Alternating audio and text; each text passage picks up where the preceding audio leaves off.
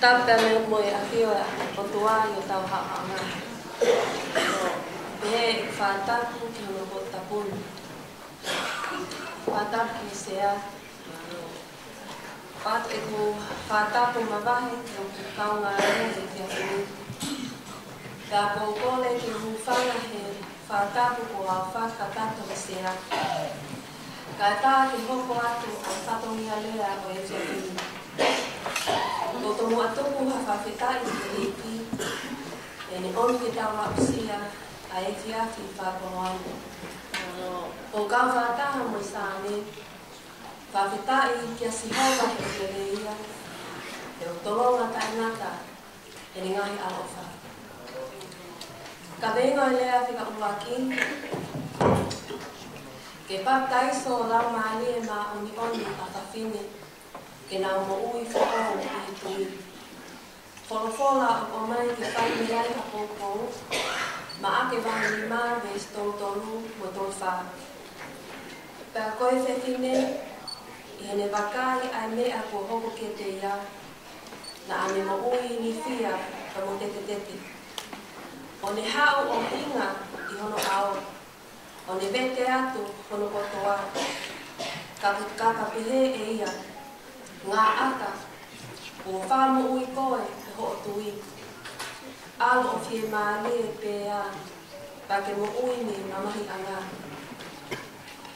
I he kosteri a ma ake, ma kino mo luke, o tala noa i he tui, ai whiwhine au toto. Ka nea mo ikai ke hiki a hingoa whiwhine, ka kua hopo ai ki pini na ane whai, o ha mea ke ako ai a hawhawhine. Tau e tahaua, e ne au toto. Tala mai na e ose e poto e kau kore tā he nā whenga, i kai tēnā tēne aura ki ha mea. I kai ke ngata ai, i he lao, le tiko wahi tāni mā, kau ka au toto fuoloa ha whiwhine, lorotonga e ne au. Koe toko taha ta e maa ia. Ta ilonga ia e ne lane kia te ia, e ne ta e maa mo ia. Ta e taha ua. Na e kai tali ke hū ki hapare loto, i kai ngofua ke kau ngā kau, e hiwa whawhetai ke e ki o hangeko ki moutoru. Kau ka pāne e hani whānau, Au ke te kinau tolu, na e kai ki ngofua ke nau lawe ke te ia.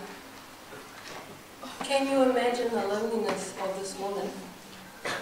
Tau e taha ua, mo whea ngai whakaaho, mo mamahi whakaisino, atamai, mo laumalia. This lady was not supposed to be in the crowd.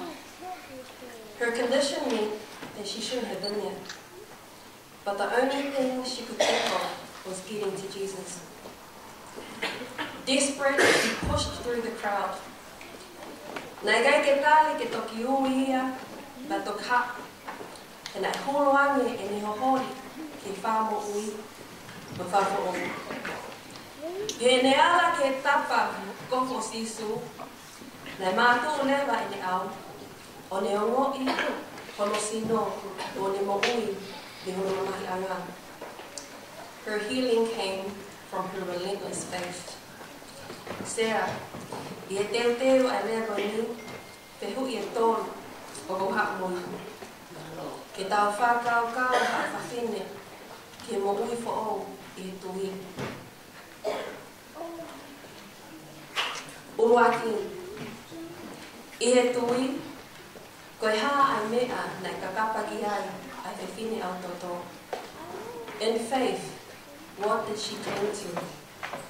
Whamanatu mai e Paula, i alonga mai o whongu be stawhito. Tā o kutopu ai tui ni hi whanongo. I he ene whanongo ki he tala noa o sisu, ka ne hau me kakai ni hono tu a, o ne ala ki hono kofu. Ka ne pehe.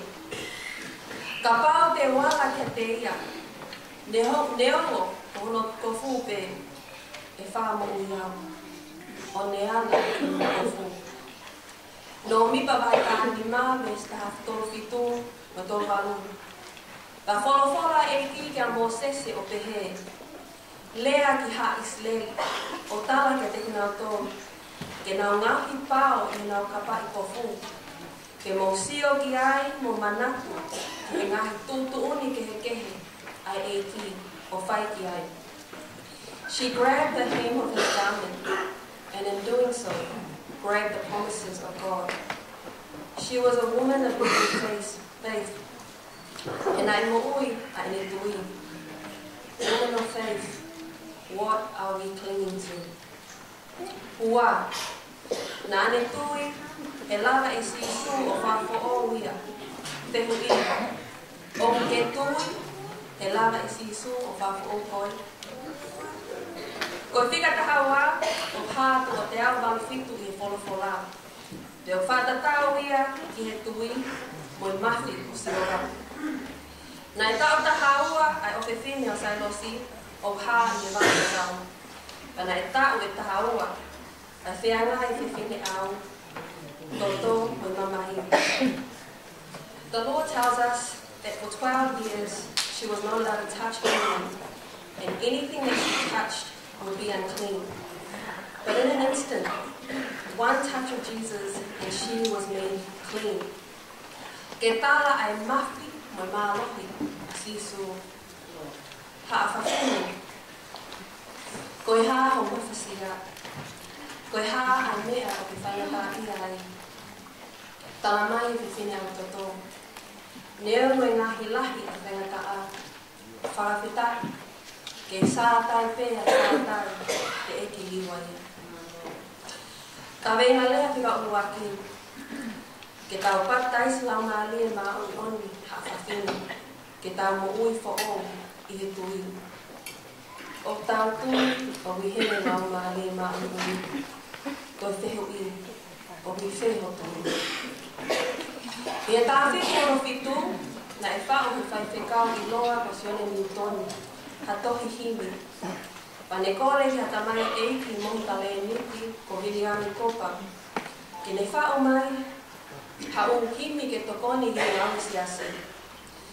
Ko Viliami, na mana koa au eko i ne whao mai. But he suffered from a deep depression.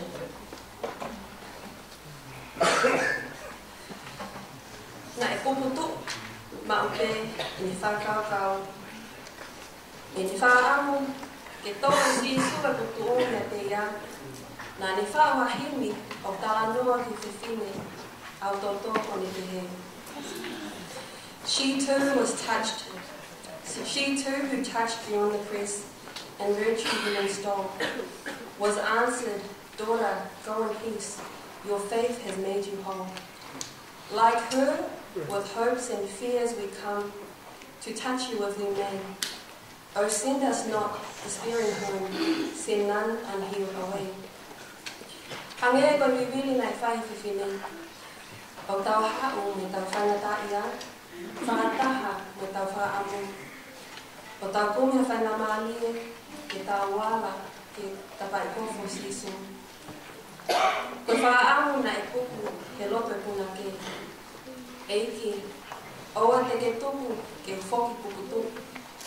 Ke o te ufoki te eki ki te whaamu i au. Ha'awhawhine, ke tatau e tau kone he tia whaniu. Ke mo ui e tau tui, ke o e tupu e tau bibili ka sisu. Ke tau ilo, ke e baptaiso lau mā lia mā o e tau mo ui fo o